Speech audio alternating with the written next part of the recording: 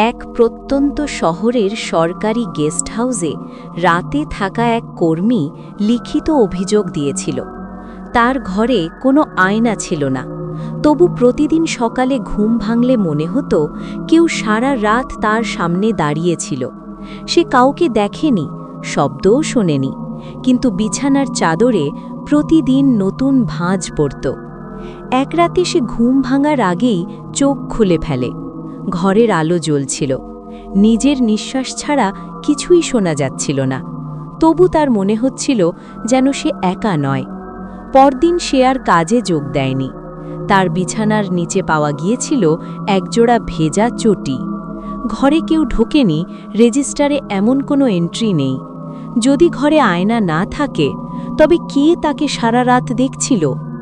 তারপর কি হলো, আসল রহস্য জানতে এখনই সাবস্ক্রাইব করুন আমাদের চ্যানেল শাকচুন্নি, আর লাইক করে কমেন্টে জানান পুরো ভিডিও দেখতে চান নাকি।